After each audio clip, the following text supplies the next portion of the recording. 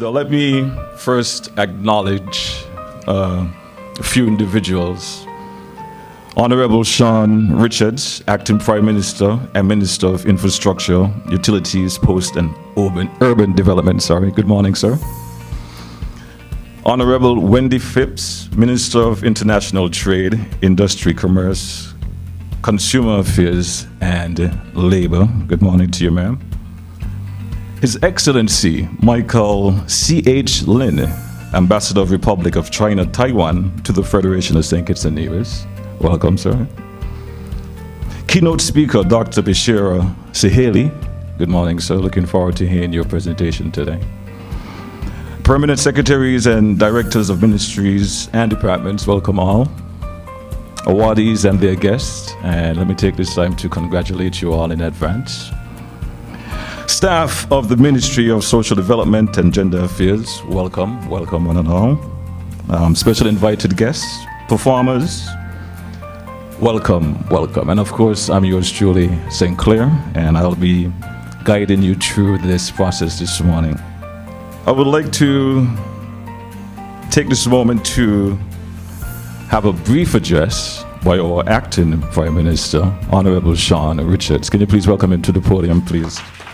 Today, Friday, November 19th, 2021, International Men's Day is being celebrated the world over under the theme, Better Relations Between Men and Women. St. Kitts and Nevis joins the rest of the international community in using today's observance of International Men's Day to pause and pay tribute to the significant contributions that men continue to make in our world, be they cultural, political, or socio-economic. The day is also meant to showcase the positive value that our menfolk bring to their families, their communities, and their countries. Over the years, the celebration of International Men's Day has come to be known as a time when special attention is paid to matters such as men's health issues, the gender partnership role that men should consistently play with women, particularly in the raising of children, and the imperative for men to teach their boys the key values, character, and responsibilities of being a man.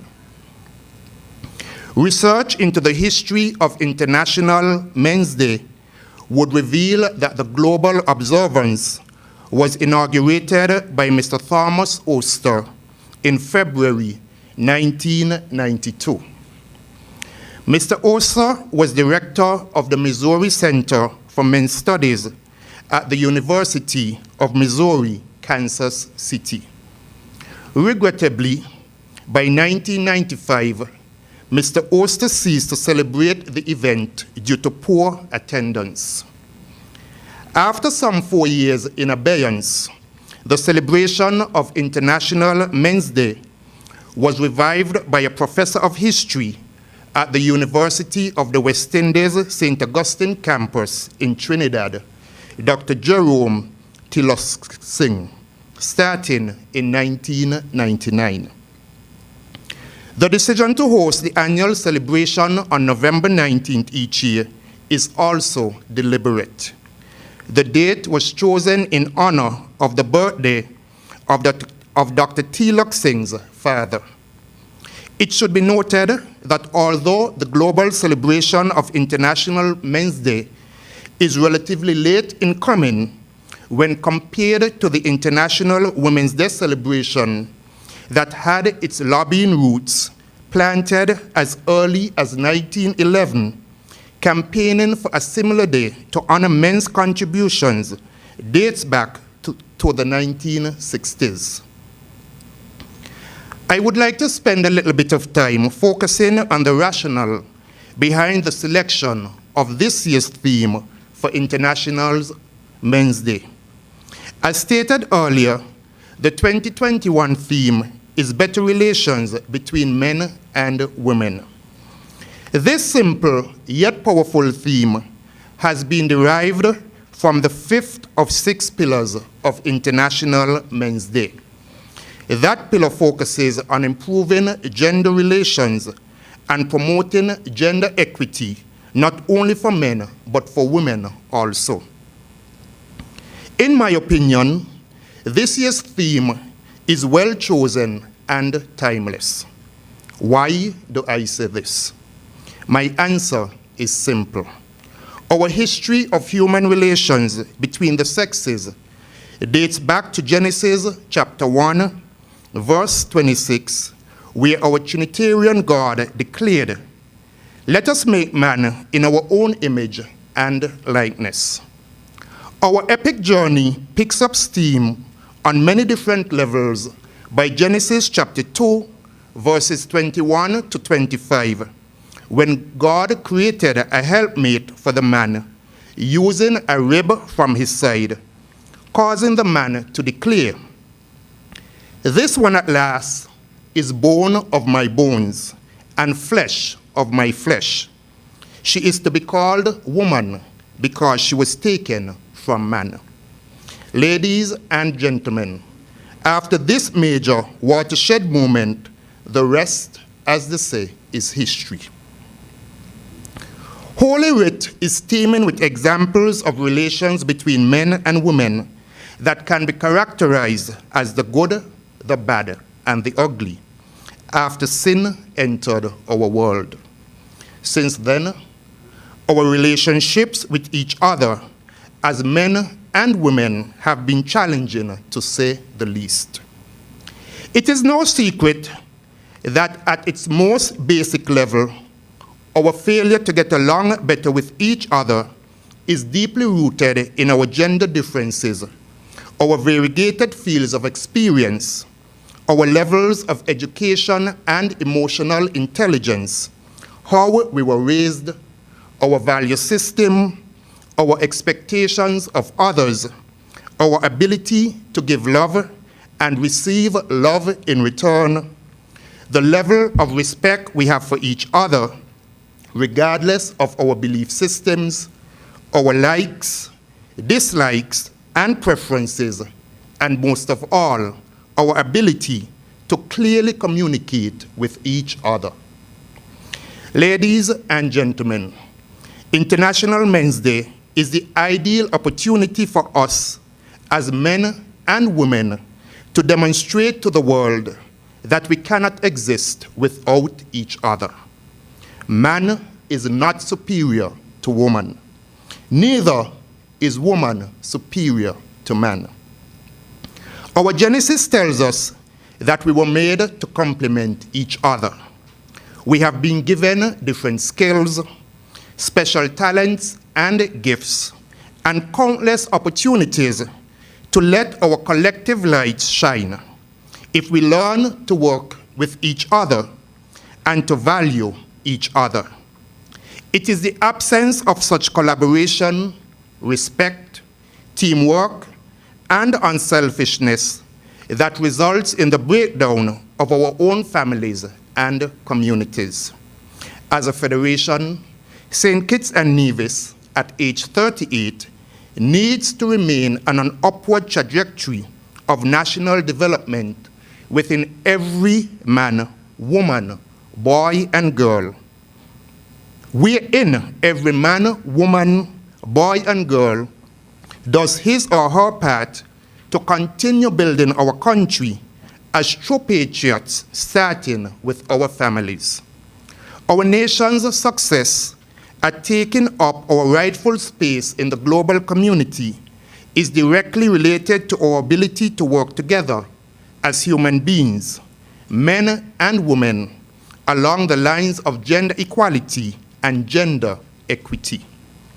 Let us commit to helping and training and raising our boys to be proud and productive, mature men who will be good husbands, brothers, fathers, lovers, uncles, grandfathers, leaders, and exemplary role models. Several of our menfolk are being recognized today on International Men's Day for their contribution to the development of St. Kitts and Nevis. There are 8 such men being awarded today.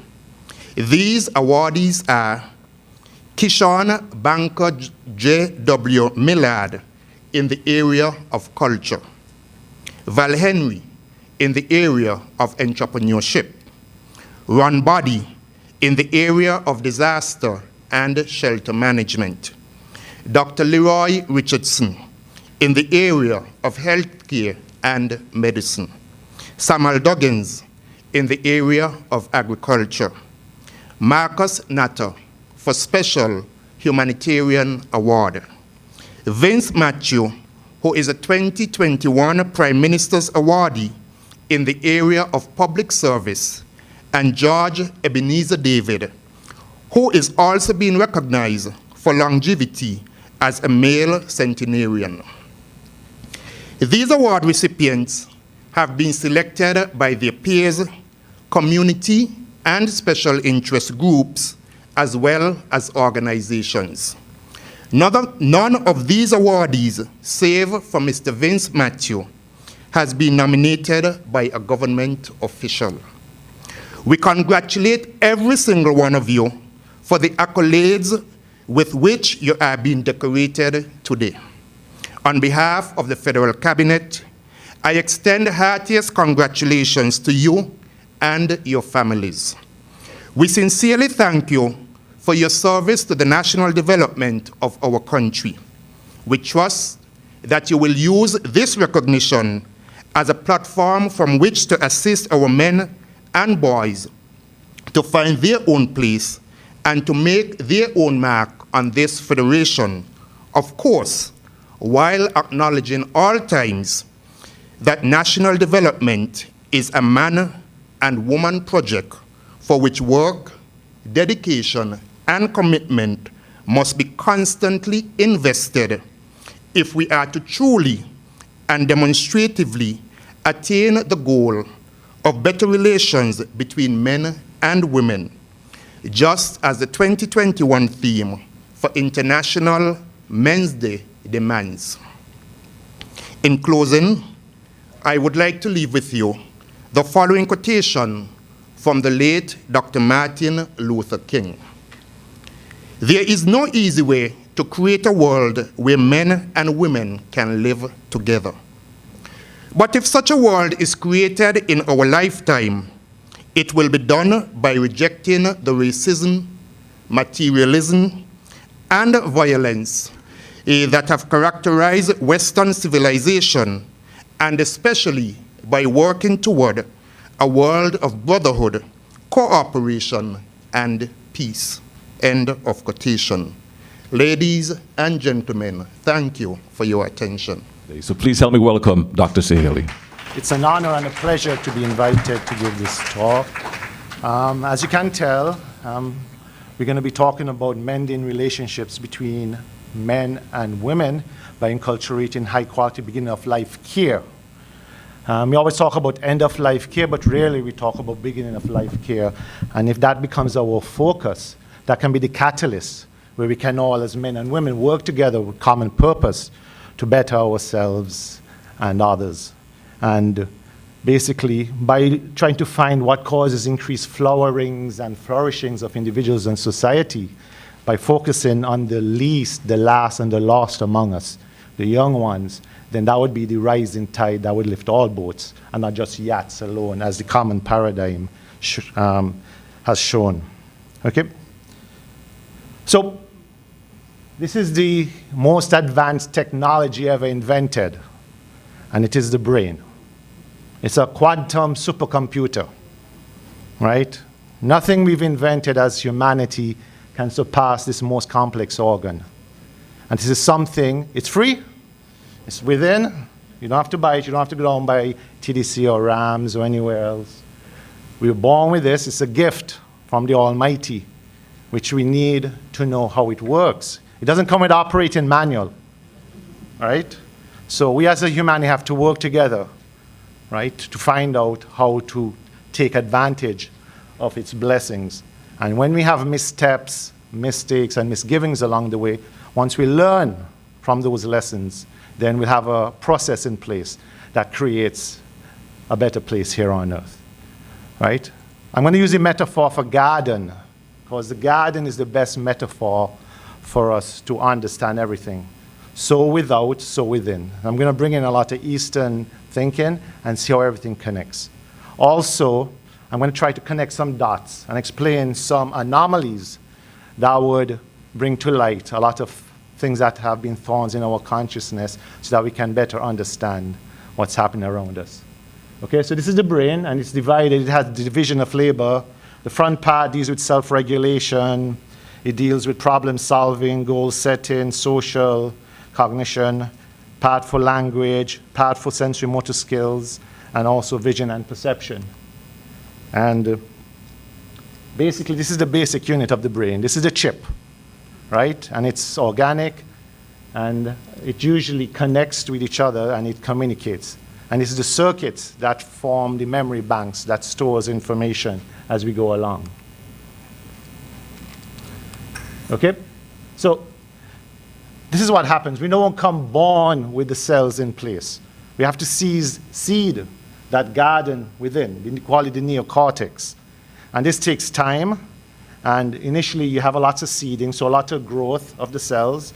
And then you have connections, right? And this process goes on for several years. And if you look at 2 years, that is when you have the most cells and the most connections. And as we start to learn, we start to prune away, right? So nerves that fire together, wire together. Areas that sync together, link together. If you don't use it, you lose it. So that's the philosophy of how the brain functions. So you can't remember everything, otherwise you're going to be information loaded. So you need to remember some stuff and forget some stuff as we grow and develop and deal with the situation as they present themselves. This is the basis of the Jesuit claim: give me the child for the first 7 years and I'll give you the man. So a lot of the programming, I'm using it in a good way, conditioning by the early church was done during the 7 years. And they knew this. If you can get to them early, when the brain is developing, learning language, learning different ideas, you know after that most people are set in their ways. Okay? Just like language. You can learn language for the rest of your life, but it's much easier during this first 7 years. And I'll give you the science behind it. So we basically have what's called an experienced brain-based brain plasticity. It's not set in stone. It's constantly upgrading. So we talk about like Windows 1.1, 2.1, 10. Our brain is constantly upgraded, okay? And the genes and the environment interact throughout the brain development, and the genes from the neurons, the connections among the major brain regions connect. The environment and experience refines the connections and enhance some connections while eliminating others. The brain development is actively experience dependent. So you can't just sit down and download. We don't have the USB. I know Musk is working on that, Neuralink. Via Bluetooth, you can download to computer. It ain't gonna work, okay? And then the neural circuits that are used over and over strengthen, and those that are not used drop out. And we call it synaptic pruning. It's like the garden. When you get too much, you cut away so you have better branches and leaves and flowers. So it's not just a brain development, it's a body, brain, mind development. So everything is holistic here. There's constant interaction between nature and nurture. We talk about epigenetics is above the genes. So our genes are not our fate. It's how those genes are turned on and off that determines. And what determines that is our environmental exposures and lifestyle choices. So we are masters of our fate. Don't let anybody convince you of otherwise. Our caregivers co-construct who we are. So it's a bi-directional process, and the emotions and cognitions are partners. They're not enemies of each other. It's not passions versus reason. Both have to work together. And we have different selves. We have a social self, a moral self, and this helps create our social worldview. And again, human babies need a womb with a view. We call it exterogestation. You'll find later that we are born very, very premature. For us to be born the same like other animals, we need to be another 2 gestation period inside of the womb. 18 months for us to be fit like animals, to be able to care for ourselves and resilient. So basically, we need an external womb, and that's where the concept of evolvedness comes in. So that's the good side. We know how to program it, but we know the bad side, the downside.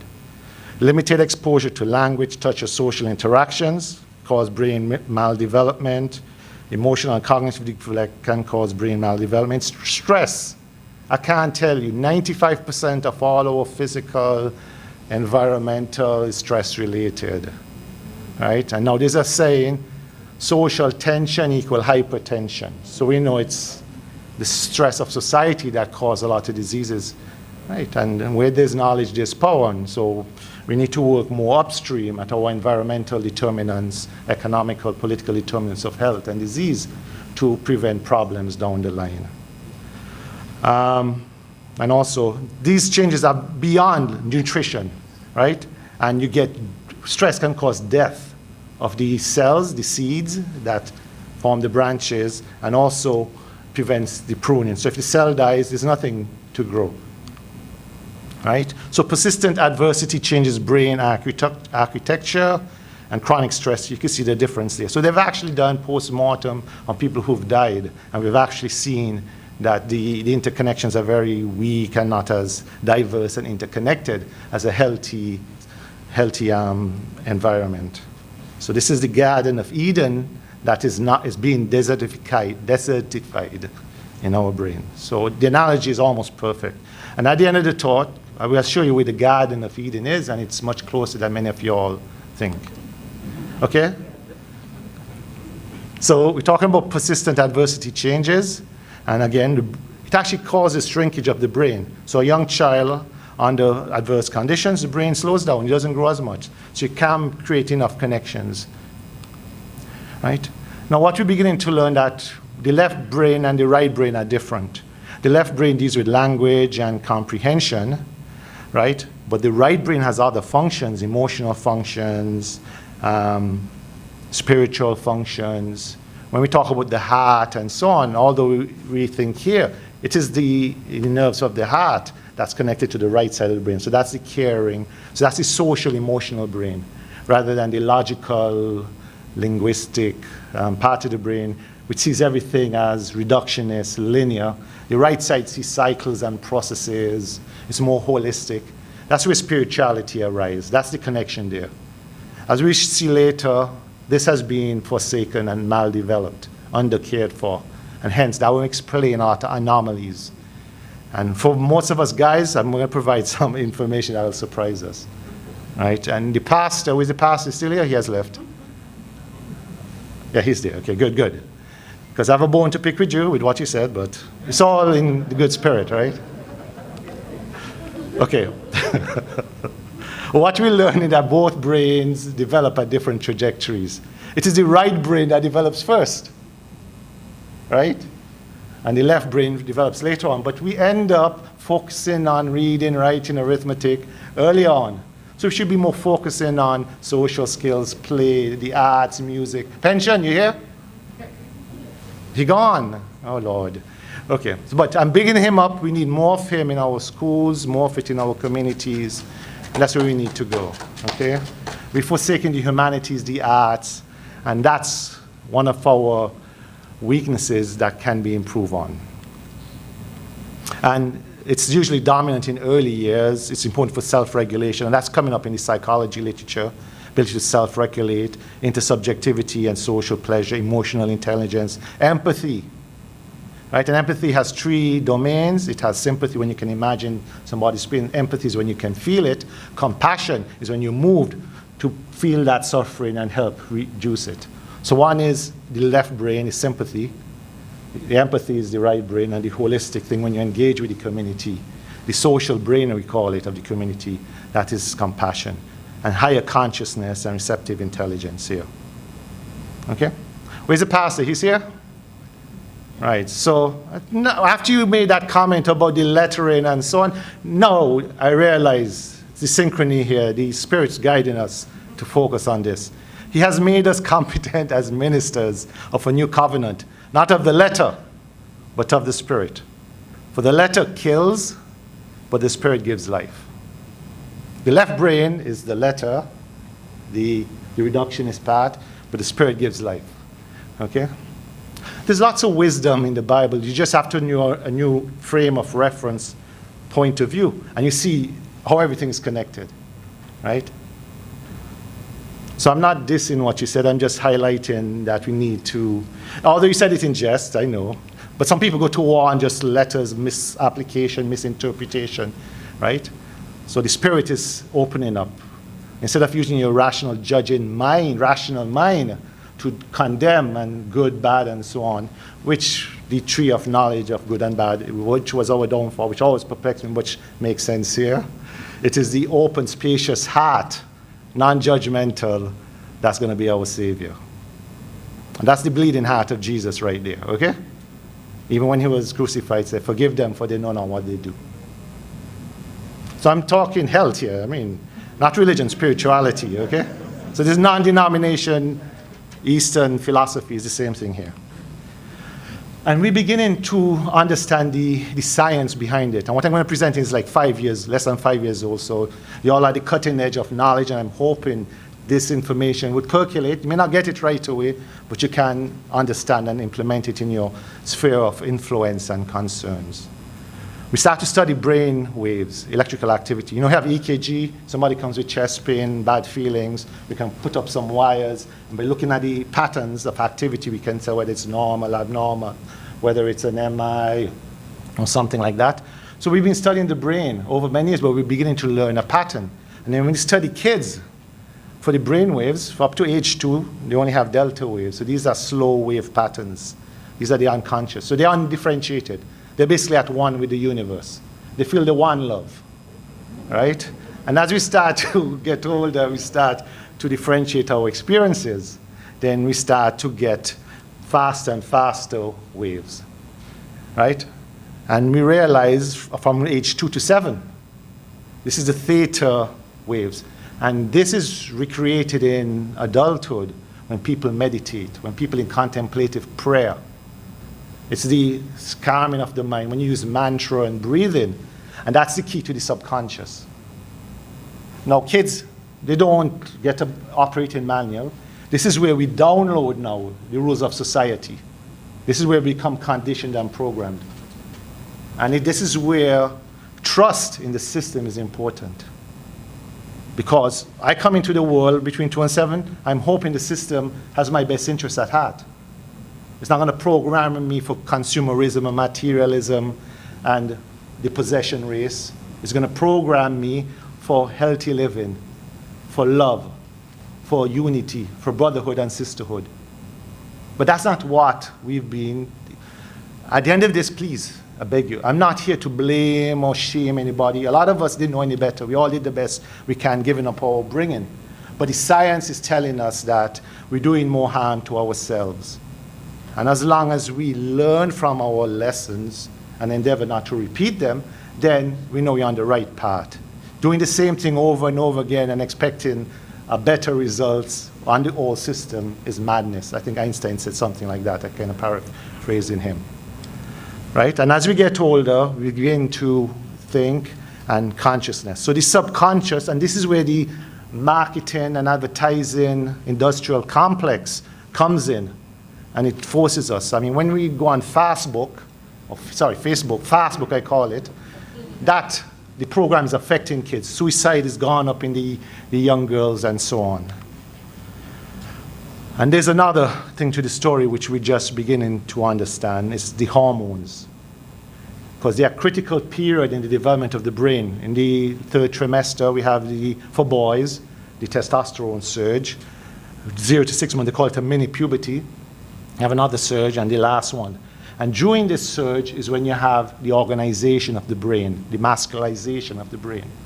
And if anything interferes with this surge, like stress or endocrine disruptors, so these are chemicals in the environment that can interfere with them, you're going to have maldevelopment of the brain.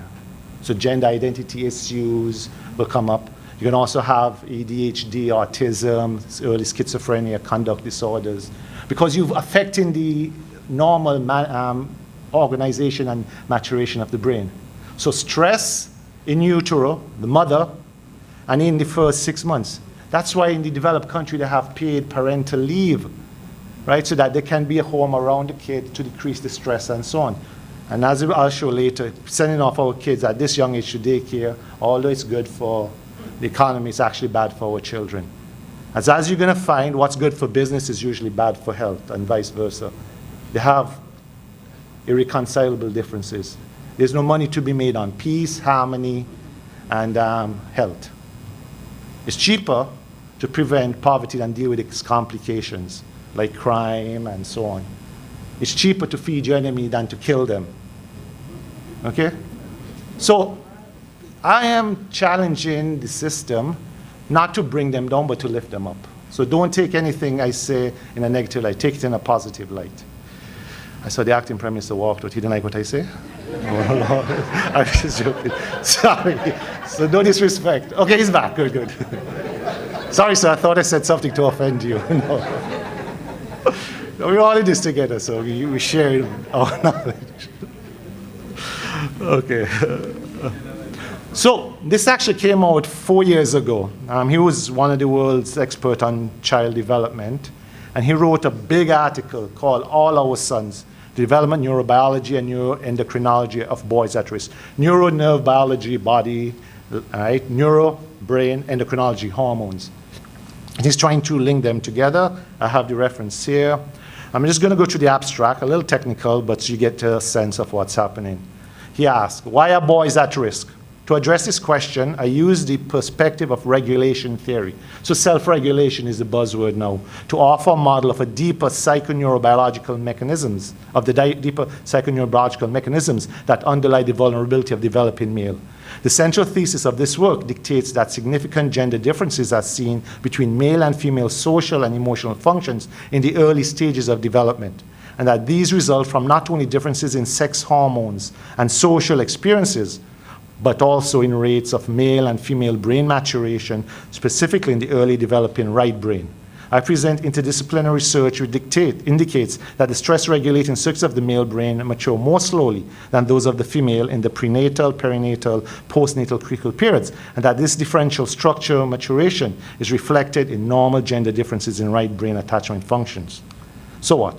Due to this maturational delay, developing males also are more vulnerable over a longer period of times to stresses in the social environment, attachment trauma, and toxins in the physical environment, the endocrine disruptors, that negatively impact right brain development. In terms of differences in gender-related psychopathology, I describe the early development neuroendocrinological and neurobiological mechanisms that are involved in the increased vulnerability of males to autism, early onset schizophrenia, attention deficit hyperactivity disorder, and conduct disorders, as well as the epigenetic mechanisms, the environmental factors that can account for the recent widespread increase in these disorders. Genes don't change that fast. It has to be environmental signals. I also offer clinical formulation of early assessment of boys at risk, discuss the impact of early childcare on male psychopathogenesis, and then with a neurobiological model of optimal adult male socio-emotional functions. Lots to say here. For those who are interested in the social science, this is the article to go to. He's very well known, very well respected in the field. And this is 2017, so it's less than 5 years. So one of the psychologists who I follow, she basically tried to summarize basically what he said, so I'll bring this here for you. Why does early life experience influence boys significantly more than girls? Because boys mature slower physically, socially, and linguistically. Why we think we were the stronger sex? Where did that come from? This is not ideology, this is science. Stress-regulating brain circuitries mature more slowly in boys, prenatally, that's before birth, perinatally, during birth, and postnatally, after birth. Boys are affected more negatively by early environmental stress inside and outside of the womb than are girls. Girls have a more built-in mechanisms that foster resiliency against stress. That's why we have more single mothers, families than single male families. Men can't do it.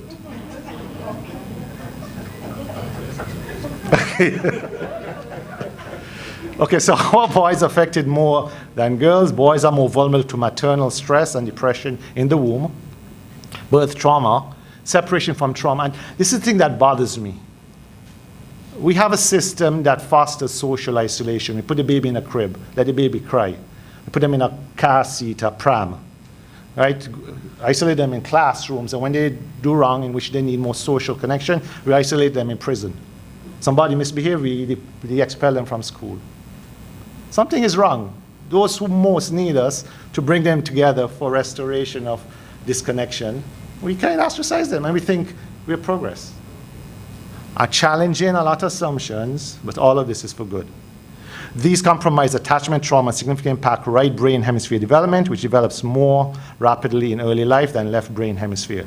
The right hemisphere normally establishes self-regulatory brain circuitry related to self-control and sociality, which is actually the spiritual part. And you know, when you have this, Descartes came and messed it up for all of us, separate mind from matter, and then church from state. That's done more harm than good. Realize that boys need more, not less care than girls. And that's where we went wrong. Guys are more demanding. That's where MAN is, right? Demanding.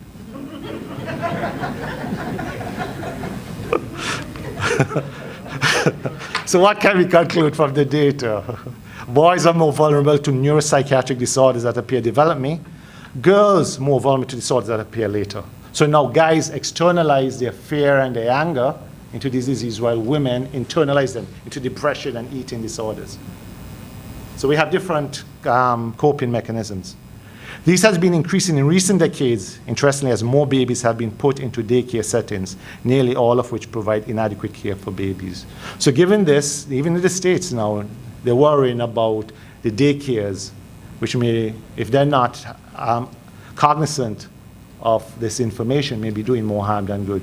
We have an industrial daycare system that's manufacturing maldeveloped people, and something our ministry can look into to see where we can ramp up this awareness so that we can have steps in place to integrate the new information than repeat the old. And again, beware of environmental toxins. Young boys are more negatively affected by environmental toxins. It also disrupts the brain's right hemisphere development. Plastics like bisphosphonyl A. Now, I'm getting a lot of backlash. I'm stopping my patients from eating fish. Hope no fishermen here. But I'm seeing a lot of neurological muscle issues from fish. And now we realize that plastics are breaking down, microplastics. More than 50% of the ocean is plastics than fish. They've been looking at the fish stocks. They're going to all be no fish in the sea in 2048 based on the estimates. So they're dying. And the chemical is bisphosphonyl A. It's an endocrine disruptor. We've seen an increase in breast cancer, prostate cancer, ovarian cancer, and endometrial cancer, which are endocrine responsive hormones. And it's probably going to mess up our brain development. So we have been bad stewards of our oceans, and it's coming home to roost. And if we don't clean up our act, and COP, I think, I'm not sure it was a success. I'm not sure for whom it was a success. But this is an emergency in which we need to have an international judicial review on all international laws that if you don't put health first, then it's illegitimate. Not because something is legal makes it right and just. Just remember, slavery was legal, the Holocaust was legal, apartheid was legal. And the rule of law is basically to maintain the status quo. Sorry for being harsh, but that's my awakening there, because I'm trying to make sense of this nonsense. We want to do better. None of this is homegrown. All of this is imposed. And I empathize with government officials when they go to the international conference and they're silenced. So we need to have south-to-south, grassroots interconnections, because we have the numbers. We can be the leaders, and they have to follow. Okay, so attachment. We're going to go through this very quickly. There are about 4 different attachments. There's a good one, the secure attachment. And you have 3 others, which are insecure attachments. I miss a lot of stuff. I could bypass that. But attachment cycle, if a child is distressed, which we're talking about cycles, the recycling nature of time. It's not linear time. That opens up our eyes, and that's our saving grace, because we have multiple opportunities to learn from our mistakes and undo the misgivings, mistakings, and missteps of the past. Right? You have increased heart rate, breathing, feels enraged, so the child's distressed. The carer soothes the child, sleeps. So the child learns that the caregiver is there for comfort, the world is a good place and I can trust people to meet my needs make sense. The issue with the pandemic and the vaccine hesitancy is lack of trust in authority. Comes from corporations and government. If we had trust at there, this would be a no-brainer. Even among my profession, we don't trust authority. Again, trust is not granted, it's earned. And you have to integrity throughout your life cycle from the beginning to end. You can't just do one thing and people realize. I mean, Pfizer has been sued so many times for false marketing and for stuff, and now they come and they want us to take the vaccine. But I was skeptical initially, but I've seen for myself the benefits of the vaccine. So I'm encouraging everybody to get the vaccine. Because I'm in the front line, and I ain't looking no social media dealing with patients, and it's the vaccinated ones that are protected. Okay? So we learn. I have skin in the game. So, and you can trust me on that. Okay? Right. But this is what I found very interesting from the article. To understand a particular individual's right brain emotional response to the relational stresses of later development, such as adolescence, it's necessary to take into consideration the pre-existing right brain, prenatal and postnatal attachment history, as well as gender. This includes the male, oh, I forgot. Did I go through this one? No. Yeah, I went through that, right. So the child becomes distressed. Caregivers are untrustworthy. The world is a hard place. No one can meet my needs. My needs don't make sense. And you have a vicious circle. Okay, right. This includes the male's infant attachment transaction with the father in the second year of life. So now we know the first year of life is important for the mother, and the second year of life is important for the father. And it's involved in the androgen control. That's when you get the peak there, rough and tumble play.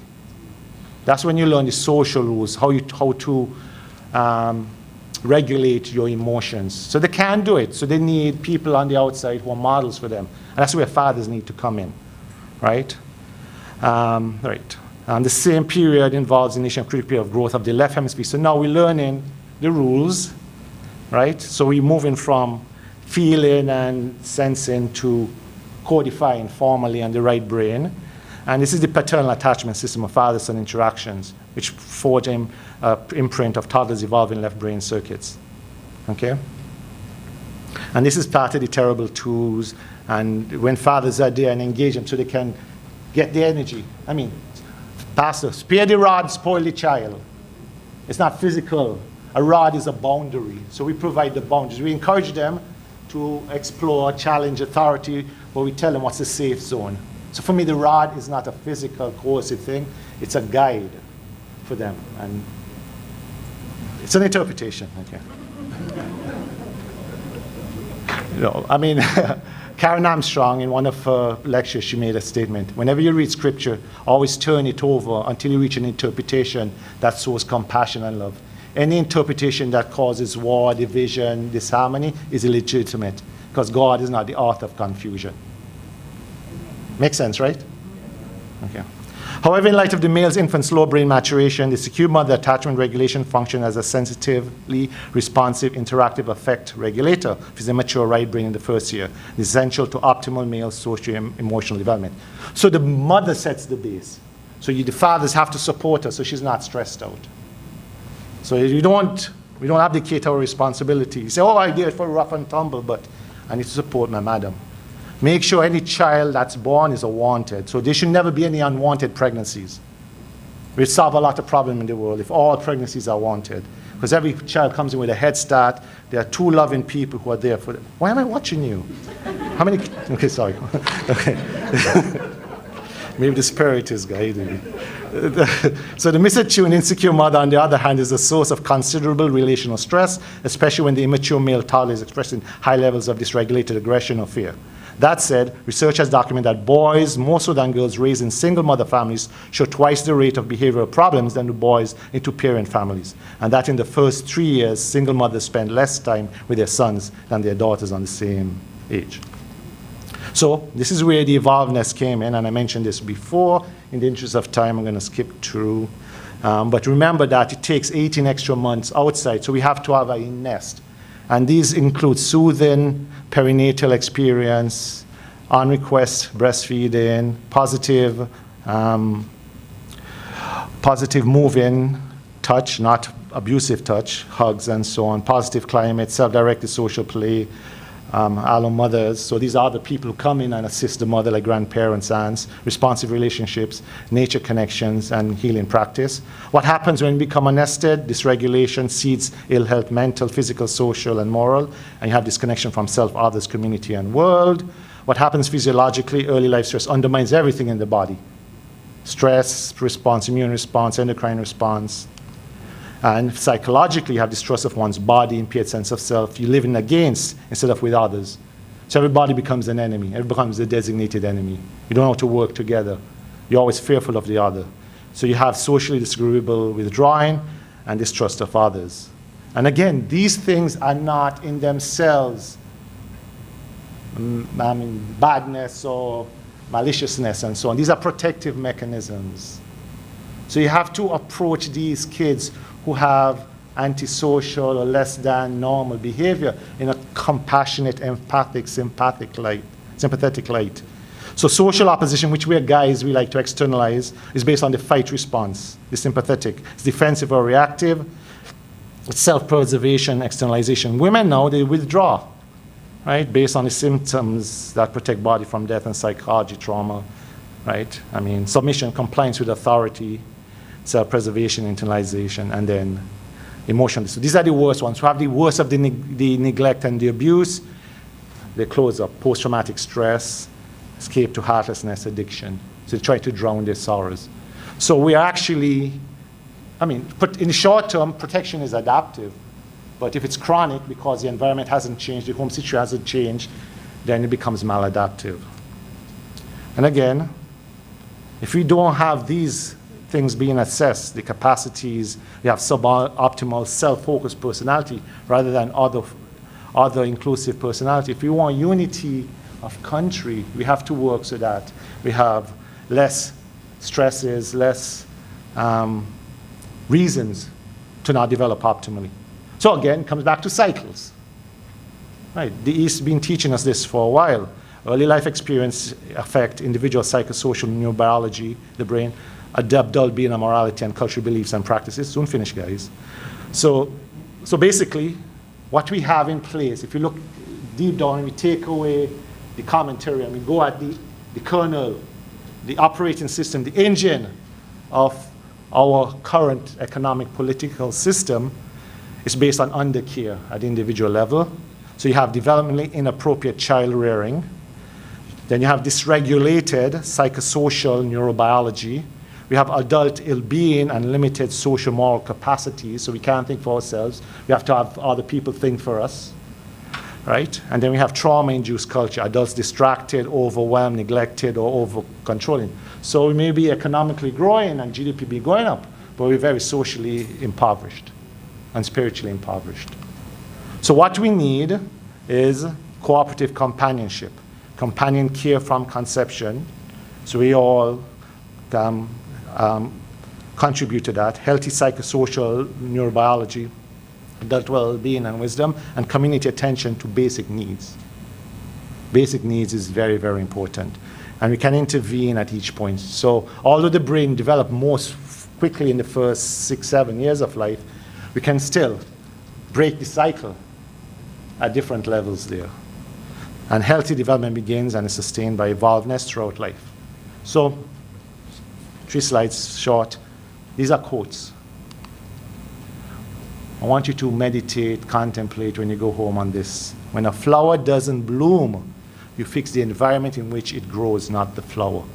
So don't blame the youth for our failures, for not having that healthy, supportive environment for our mothers. So do we have to change the workplace rules so that you have maternal leave? Okay? It may be bad for productivity at the business sector, but it'd be good for our youths. Because they are the real investment. Not profit maximization, but life enhancement and enablement. And let's listen to our ancestors, where the wisdom lies. I guess you all know this one, right? Frederick Douglass. It is easier to build strong children than to repair broken men. So he's enunciating the prevention principle, the precautionary principle. And the last slide, my favorite. You know this guy? He was here. This is a lecture he gave. Buckley Boys, who's that? Livingston site, website. As I came off the ship, I could see your condition on the waterfront. Man views you from without, which is an indication of what you are within. He knew it. Make your life so beautiful within that it will reflect. Make St. Kitts your Garden of Eden. If you don't do it, then other men will do it for you. Same speech. Your island is a Garden of Eden. Viewed from the waterfront, it looks like paradise. And I'm going to express the same sentiments here. What I came today, I have not come here to steal away anything. What I would like to steal away is ignorance. So that when I cross the Caribbean or we go back to our homes or to our communities, I can dump it into the deep abyss of ignorance. Okay? And it was at the MIS, which I think was the root rock, the cornerstone of our society back then, which we so needed now. A system of mutual improvement. It could be with technology, electronic, but we need to have a physical presence so we can mutually improve our lot. We have the information. Technology, I mean, we have some of the brightest in the world here in this country. Just network us. Give us the right environment to do what we need to do for our people. Thank you.